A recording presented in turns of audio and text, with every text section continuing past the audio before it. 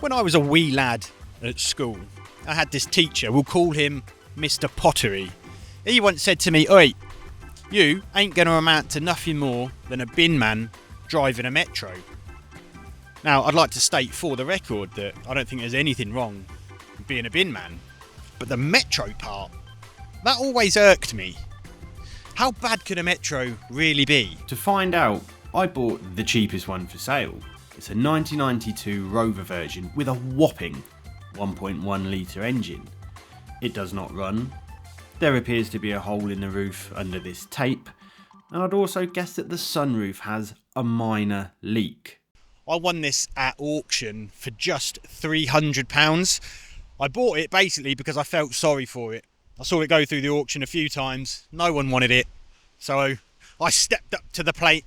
What I want to do is to see if we can basically just prevent this car from being scrapped. I know for a fact this is an ultra desirable car.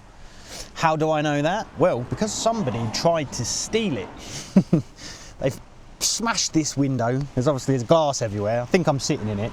And they've had at the ignition.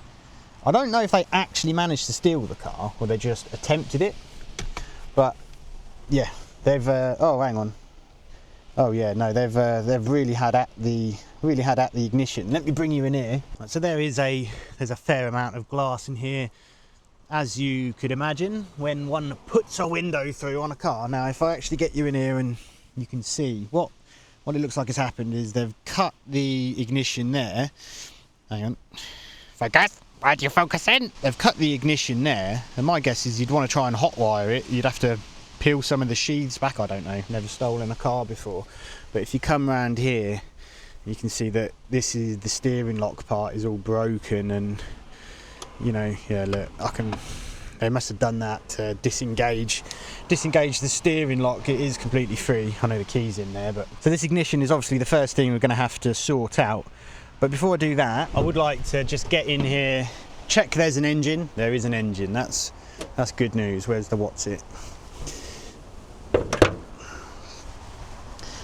Everything looks as though it's here. I can't see that there's been any tampering. I tell you what, this is really clean, really.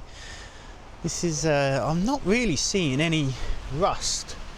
There's a little bit scabby, a little bit surface rust, but maybe I shouldn't speak too soon. That's one thing I've learned from doing this. Let's just check to make sure there is actually oil. I don't want to fix the ignition and then start cranking on it. There's loads, absolutely loads. Right, okay. And we have a battery as well. Okay, right, ignition. What I've done here is I've pulled the cowling off. Now, luckily the top part is in good condition, but they've smashed living daylights out of the bottom part, so I don't know if I can get another one of them. That's a shame.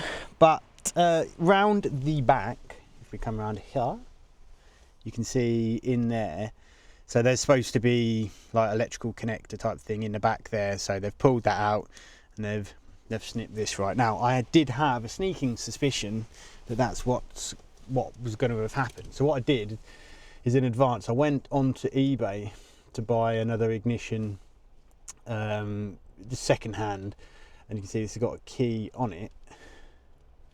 This should fit in, so that's what it's supposed to look like on the back there. So you can see that's where the cable's actually attached to. Now, I did think that I could just kind of swap them out really easily. However, it's slightly different. So that's the cable there. It runs down there, and then it comes down here into this plug, and then that plug goes in there. Now, obviously, that plug there and this plug here on this replacement are different. I'm guessing this is from an older model. It looks like an older type of plug. But these cables, we've got two brown, two white, a green and a white, and a red and a white, is basically the exact same cables that are on this one too. So I'm assuming they're basically the same thing. It was just a different terminal at the end. So what I think I'm going to do, well, I think you know what I'm going to do.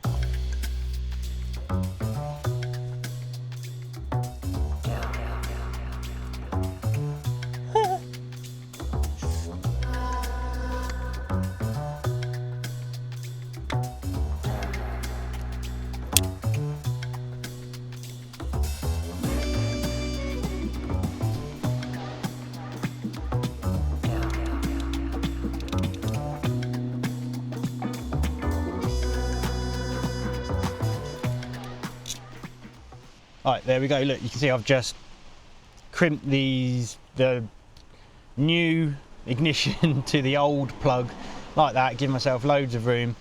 If you're looking at that thinking, oh, I can't believe you've done it like that, that's not the correct way to do it. I mean, you are probably correct. And it probably also means that you're new here. Hello, my name is Nino, and I do everything before I'm qualified. That's quite literally how I operate in life. I'm not one to wait for training courses or certificates. So I have no doubt there is a better way to do this. You are correct. Oh. Let me plug this in down here. Oh. Right, so that's connected now, my new ignition. I hope that when I turn this key, I at least get some lights on the dash. Please get some lights. Yes, that's a result. That's a result. I'm just looking at this now. This car, I didn't realise, I didn't even think for a moment. This car's got 37,000 miles. I didn't even think to check that when I was bidding on it. That's amazing. And actually, if you look around in this car, I can well believe this car's only got 37,000 miles. It's pretty immaculate in here, to be honest. Okay, now, if I turn this key, it would be amazing. If we were in neutral, it'd be amazing if this car turns over, or the engine turns over, not car. Car turns over, I'm in trouble, real trouble. Please do something. Result. It's not firing. Or maybe it is firing. God, get in. Yes, now, I think this car has a carburettor. At least I hope, because I bought some carburettor parts. I think this was just before it went to injection. I'm gonna give it a couple of pumps on the old throttle.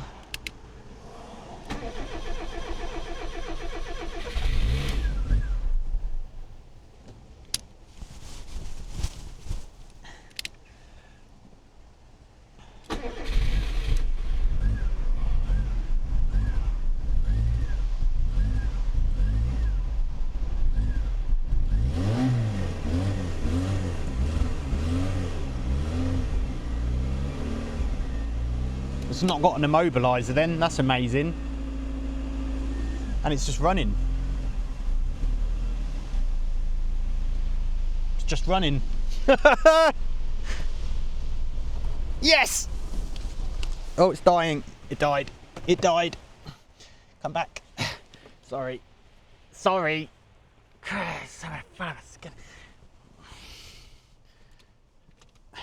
No, wrong ignition.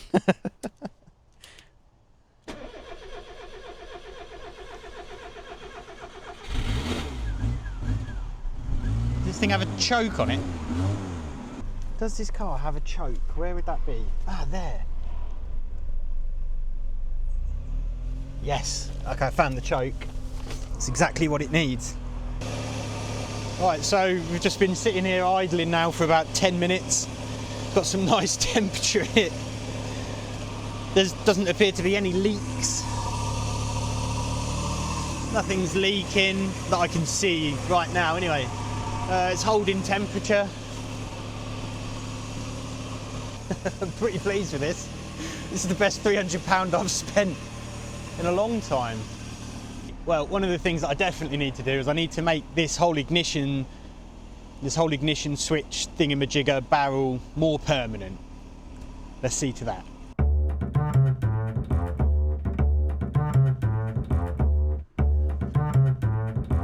Okay, that is the new ignition barrel lock, steering lock thingy in. Steering lock works. So that's good. I didn't film taking the old one off or anything because I'm not entirely sure that's the responsible thing to be doing. I know plenty of people know how to do it, but for security reasons, maybe just the less people that know, the better. So I didn't film it, but this one's in. Obviously my cowling, you know, we know the problem with the cowling. And I do now have two keys, one for the ignition and one for the doors and the boot, but, you know, that's not too much of a problem really. I can't believe how clean this car is. It's dirty, but just it's so low mileage. Like, you can tell this is such a low mileage car. It's amazing. Even looking at the gear knob, just the actual dials themselves are so clean. So are all of these buttons. I love that it's still got the original cassette deck in there. This is amazing, and should just start up again now, I'm hoping. Bit of choke. There you go. Perfect.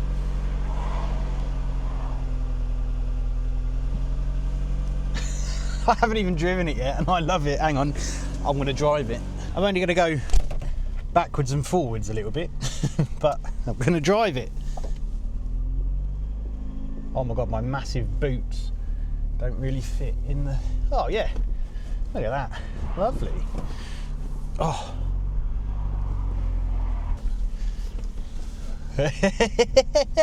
I can actually see you quite well. I've actually got really good visibility. Maybe I won't even bother sorting the window, I'll just keep it like this. That's a joke, I won't, I'll sort it. Yeah, we've got brakes, we've got clutch, got good engine, terrible driving skills for me.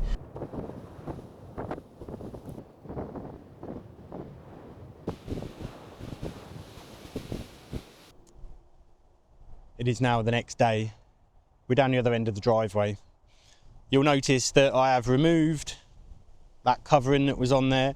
All of the safety sallies will be pleased to know that I've also vacuumed out as much of the glass as is physically possible. I put a little bit of fuel in the tank, scraped off all of the stuff that was on the windscreen, and now we're going to give this car its first proper test, because we need to go and fetch some new glass for this window. I found a bit on eBay, it was like £5.73 or something, very random. It's collection only. It's in Gravesend, about 36 miles from me. It does mean I have to go on the worst road in the entire UK, the M25, but we're gonna go collect this glass. It's absolutely freezing. It's gonna be a really good test to see how this car does. I've got high hopes, although it'll be interesting to see how the massive and very powerful 1.1 litre engine fares on the UK's motorways.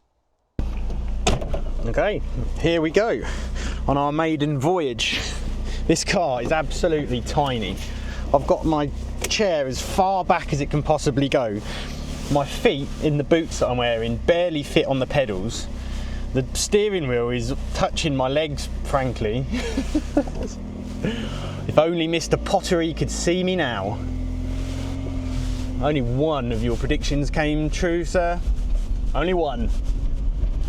Right, we're off. Oh my God, it's so small. It's gonna be cold, isn't it? Oh my word, my feet on these pedals. Okay, we're off. Can't get my foot off the clutch, the steering wheel gets in the way. Oh, it shifts lovely though. Hey, it's not so bad. 40 miles an hour. This has got a 5-speed gearbox. Okay. God, it's cramped. Okay, not to worry. But I am a very small presence on these country roads. This car has got something called hydroelastic suspension.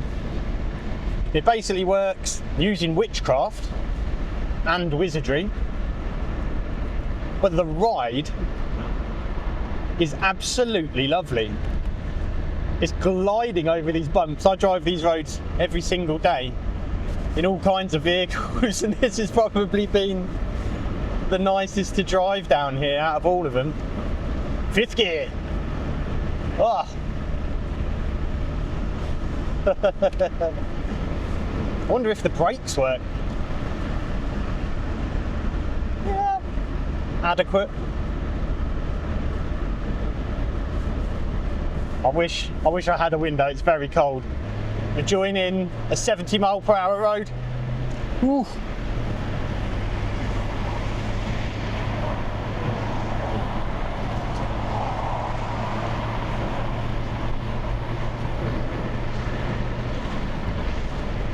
That's 60 miles an hour. Come on. That was down here as well, that on-ramp. I am thinking maybe just keep it at 60 miles the whole way. We're fully up to temperature. Oh, everything's so loud. Oh, I need to undo this window a bit to even out the pressure. Oh. 34 miles, 36 minutes. Let's see how this goes. Okay, we're a few more miles in. I've found the Metro's happy place. It's in the slipstream of a lorry, an HGV, doing 55 miles an hour. It is very happy here, and so's my ears. Ears? And so's my ears. My ears. So are my ears, because you go any faster, utterly deafening. Right, here we are joining the M25. I believe it's the busiest road in the UK. Goes around, it's the ring road all the way around London. If it's not the busiest road, it is by far the worst. If you've ever driven on it, you'll know what I'm talking about. Okay, so either the fuel gauge is broken, or I'm using a concerning amount of fuel, because when I set off it said full.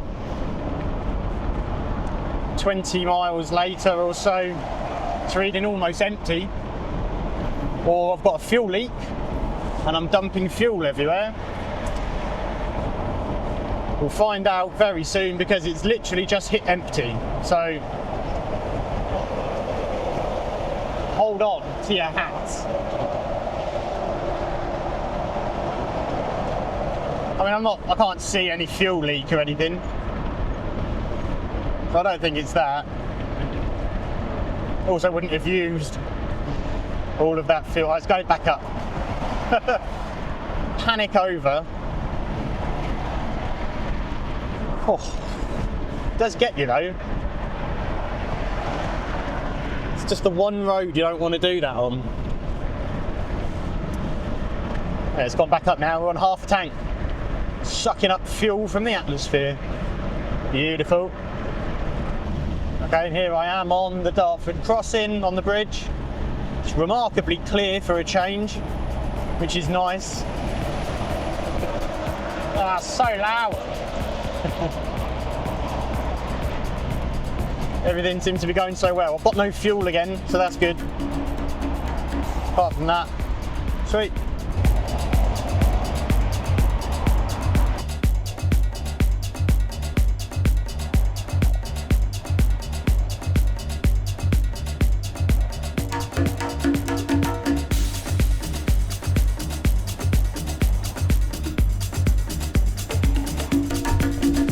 I think I've made it to Gravesend. Oof. Somewhere around here, some old boy's house, no doubt. Okay, so I picked up the glass from the guy.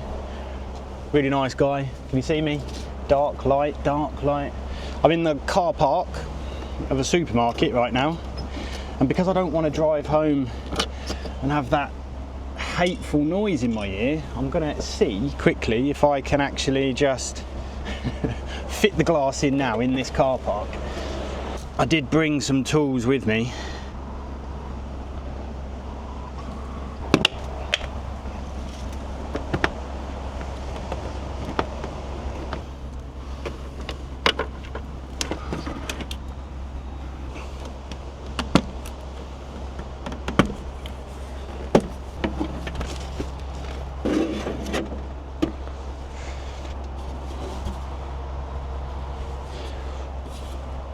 How does this go in there?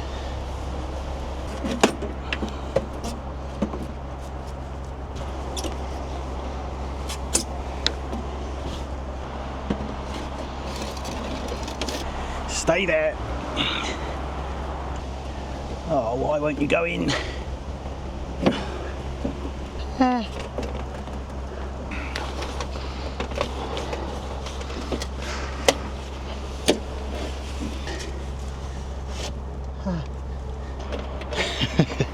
getting there. It's fiddly, really fiddly. Hey! Lovely. Oh, yes.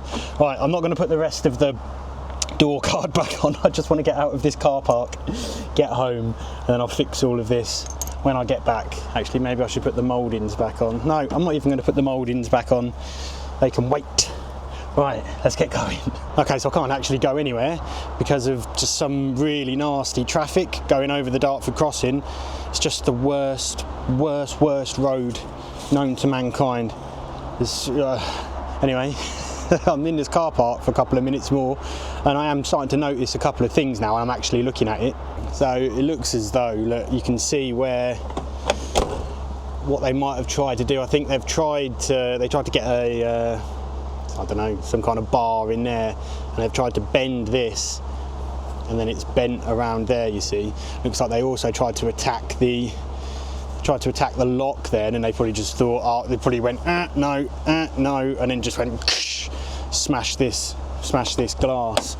Actually, I'll tell you what I could do. I could go back into the store, couldn't I, and just get some cleaning products and clean that. Such a shame, really.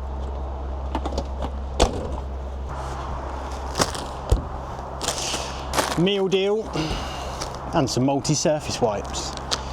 Give these a go. Now I know a load of you are thinking, well, that's very kind of the seller for cleaning this glass for you that you just purchased. Fun fact, he did clean the glass, but a different piece of glass, because I'd ordered the wrong one. I'd ordered glass for a 3-door Metro, which I didn't realise was different. And he just so happened to notice, because obviously I pulled up in the car, and he also had glass for a 5-door. So just had loads of Metro glass, which was absolutely amazing. So it could have been a completely wasted journey, but wasn't. And multi-surface wipes were the quickest way the cheapest way of doing this, rather than buying window cleaner and cloths and stuff. Haha. Oh, that's so much better. I can hear myself think.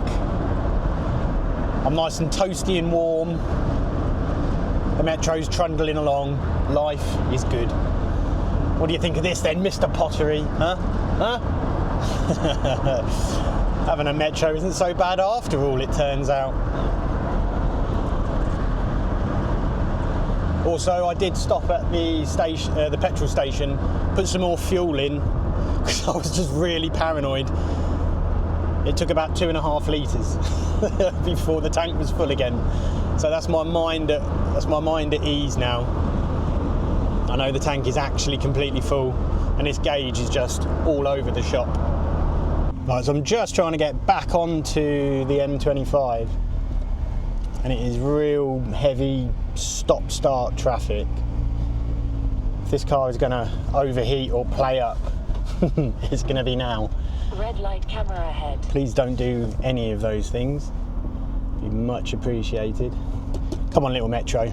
Let's get through this bit and then we're on the home stretch. Nice clear journey home. Also, it's now really warm, so I've got the window open. Okay, I don't want to alarm anyone, but the temperature is creeping up. Come on, look, it's moving over there, as long as I can get moving. Okay, with a bit of airflow now that we're moving, just about to go into the tunnel, the temperature is creeping down again. We're all good.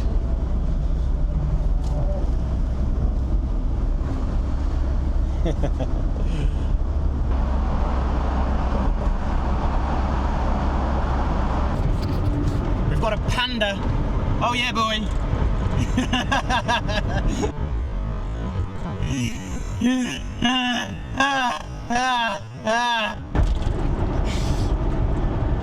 Lovely little Panda. Both gave each other a bit of a wave.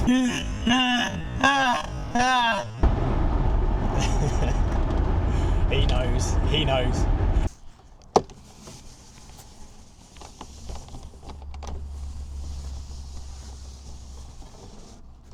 So needless to say, I made it home. That was pretty uneventful. What a lovely little car. I fitted all of the door panel stuff.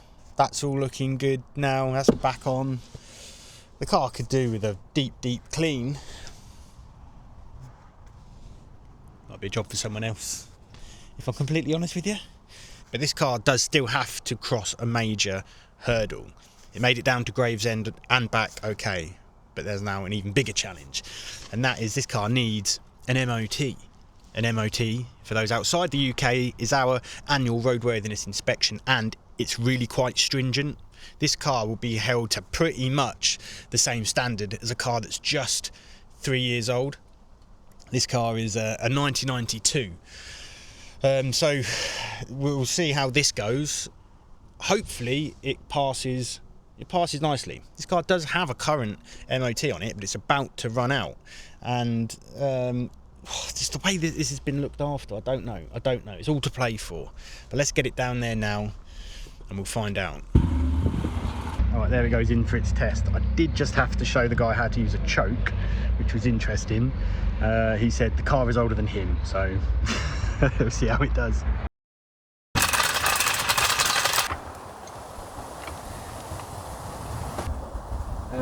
Yeah, so needless to say, she didn't pass, but she failed, only just. It literally only failed on emissions, and it only failed on emissions because the exhaust is blowing. Let me quickly show you under here. Okay, so there was a couple of advisories, so you can see it's a little bit crusty under here. So rust everywhere was one of the advisories. It didn't fail on rust. The tester said to me that, you know, it's just all a bit, you know, it's just surface corrosion. But apparently this exhaust is blowing, I think, here in this front section.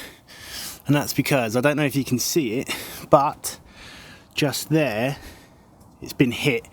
So something has hit the exhaust there, and I think it's bashed it and broken the exhaust all around here. It's blowing a lot. Oh yeah, you can feel it coming right out of there. Now, amazingly, it looks as though they're still available on eBay. £62. I'm gonna have to buy one, aren't I? That's not going to come for a few days though. So it's absolutely amazing that this car did so well on its test. There's a couple of advisories, like I said, for the rust underneath.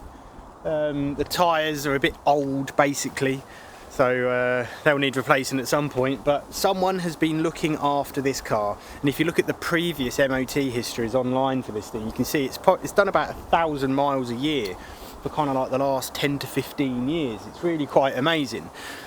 So I need to make sure that this car passes this MOT, keep the tradition alive, and make sure that she continues to be well looked after. See you in a few days then, I suppose. It is going to smash it down.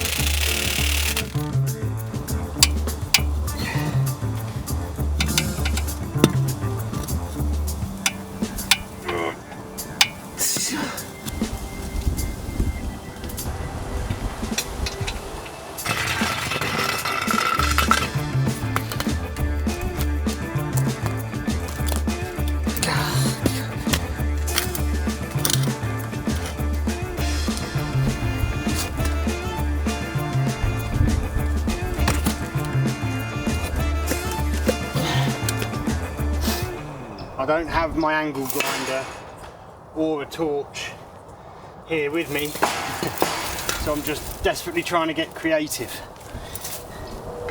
I just need some proper leverage on this. Oh yes.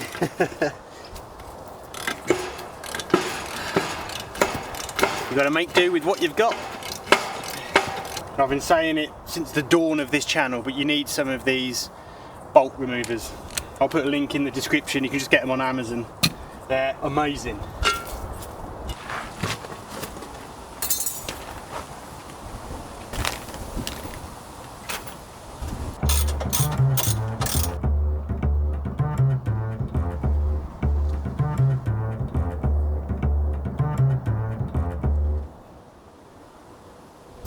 Right, so with the exhaust fitted, I fully planned to service the engine, you know, just an oil change and spark plugs, distributor, cap, rotor, you know, the full works. And I mean, I've just pulled one of the spark plugs. This thing is basically brand new. They're all exactly the same. I'm looking at the distributor cap, brand new. Look how shiny the screws are. The leads, absolutely perfect. And then if you pull the dipstick out as well, you can see how clean that oil is. This has had an oil change very recently. So, I'm going to save my money. Ooh. And I'm going to return the service parts that I bought and get my money back. The aim of the game here, don't forget, is to just save this from being scrapped. It wasn't to kind of rebuild it or turn it into new. And I know this car's nice and reliable because obviously I drove it down to Gravesend and I've been driving it around and it's running lovely. So I'm inclined to actually just leave it the way it is.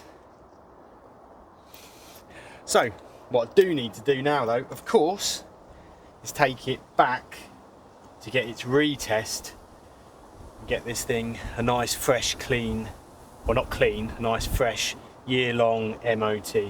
And then the next owner of this car can go to town. And before I actually take this back for its test and we see if it passes or not, let's just address the elephant in the room, and that is of course all of this rust. I'm not going to do anything with it. It needs welding up. I know what some of you are thinking. I will at some point. So you can very much see that it comes right up to the edge, and then this bit of metal goes round underneath, and then it's got this funky old shape down there. And it's not just this panel, right? It actually goes all the way right over. Look, you can see there's just holes everywhere. It's flaking everywhere. A better man than me needs to come in here, cut that out, cut the bit out that goes into the reveal, if you like, and then do that all properly. And then, to be honest with you, the exact same, well, I don't know the exact same thing, but there's obviously something happening with the sunroof.